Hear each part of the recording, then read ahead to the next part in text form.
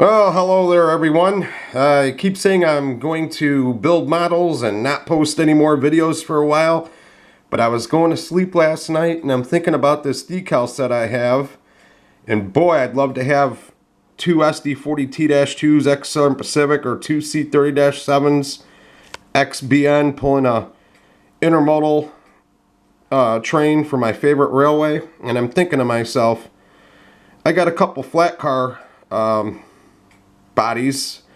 I got a Lima, two Lifelikes, an Athearn, and I'm thinking to myself, well, the Athearn's kit. They don't make kits no more. Good Lord, nobody wants to build anything anymore. And I'm thinking to myself, how am I going to mass produce these? I'm looking through the pictures because unfortunately I can't jump on a plane and head to Brazil every week to get measurements or pictures. So using railroadphotoarchives.net, I've seeked out the numbers of this class unit, and I'm not sure if I'm going to use this one or the Lima as my base, but all these flat cars have smooth steel deck. The brake wheel is mounted right here, so that's got to go. Got to get rid of all the stake pockets. As you can see, the flat car is smooth. Get rid of the stirrups. Replace those with A-line. Oh, it looks like I got to get rid of that grab iron too. And I'm going to mold this first class. Now, I'm not sure what car I'm going to use yet, but I'm getting tired of paint stripping. I'm getting tired of going to the recycler and him asking me why I got, I don't know, 9 pounds of alcohol, 14 pounds of brake fluid, and some old scale coat paint stripper. I'm getting tired of being questioned. And I'm a real model railroader. Everything's got to be custom painted, built, and whatnot. But I'm going to show you something here. I got a present. Just came in the mail about 5 minutes ago. As for containers, I don't know what I'm going to use yet. I don't know if I'm going to use Athearn, Furtashi, A-line. I'm probably going to wind up using A-line. I'd say they probably make the best container ever. I'm very much into A-line. So the postman came today. And from MB Klein, got me some 518s. Got 3 packs. I picked up a pack the other day when I got my SD45T-2. Now in reality, the railway I'm modeling is metric. And in all reality, it should be HON 3.5. Well, I thought about that. And to get the correct trucks, I have to get those out of Australia. And I don't know if anybody's ever looked at Australian shipping prices. For a couple pairs of trucks, it cost me about 50 bucks in shipping.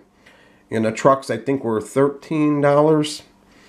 And then you got to convert your Athearn, Atlas, whatever locomotives you're using. You got to convert the trucks. And then I live in the United States. Now, most of my Brazilian friends would say the same thing. Who has HON 3.5 in the United States and who's got it in Brazil? So I decided to compromise. I model everything in HO. So this way, if I go to a friend's house to run a train or I go to a club, I can run whatever I want. And it's a little altercation. And most everybody that models this railroad does the same thing. I've only met maybe 3 people that actually model it in the correct format. HON 3 is way too narrow.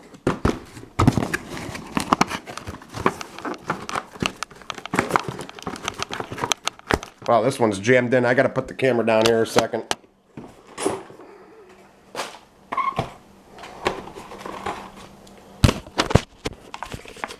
Now, I usually say I custom paint and detail everything, but I have a few Furtashi cars that I've been looking for some time.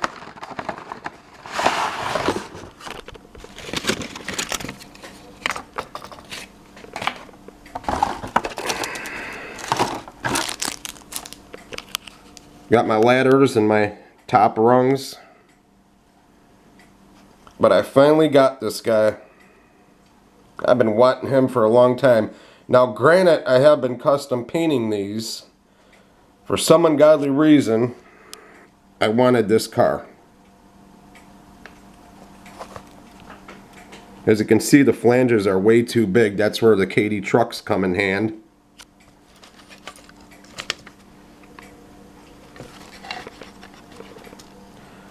Obviously, the European style couplers are going to go wayside for KDs.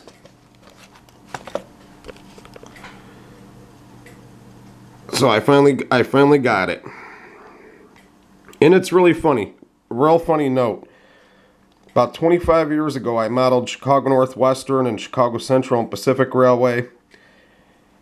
And I think throughout time, I had about 200 freight cars on hand. And I think I only had 1 or 2 tank cars. Now that I model South America, I think I'm up to, this would be number 41 or 2. I'd have to look through my list. So I got myself one heck of a tank car train. Gonna build me some XBN C30s and some GTs. And pull myself a unit tank car train. Well, everyone, I think I'm going to get started on the intermodal flat because I'm going to have to sand down the wood deck, fill in the grooves, because what I don't want is the rubber seeping through when I make my cast. Get rid of the pockets, get rid of the brake stand, get rid of the stirrups, because obviously I'm not going to be able to mold those. I probably could, but it's going to come out ridiculous looking. I'm just going to replace those with A-line stirrups. Then we'll go from there. I'm going to put the mounts on for the containers and see what I can come up with.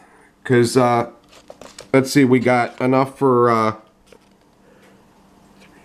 6 cars there, 5 cars there. That's 11 cars. So if I was to chisel all that off, send a chisel blade through my finger, possibly, I hope not, but if I was to do that, I'm looking at quite a bit of time. I'm looking at trying to scope out these flat cars, and if I can mold that series first and then mold that series out of a Lima model, I'll have it made. And so all I gotta do is mold them and paint them. And I don't have to paint strip neither. So I'm gonna get to work, box up the tank car. He's a future project. I'm not gonna do that anytime soon, but at least I finally got this car. And I do believe this road number, let alone this paint scheme, has been discontinued by Fertacci. The next tank car I want to scope out is the Fapazza. Even though the decal company makes them, I still wouldn't mind owning the actual legit car. So I would only have about 2 or 3 actual factory painted cars out of my 118 car fleet now. Okay, guys. I'm going to do some model railroading. Either go to Hobby Lobby today or tomorrow, get my rubber for my mold. And we'll call it at that. So, another video. Keep saying I'm not going to post them, but I keep coming up with ideas. We'll probably post a video on Sunday with the mold getting ready.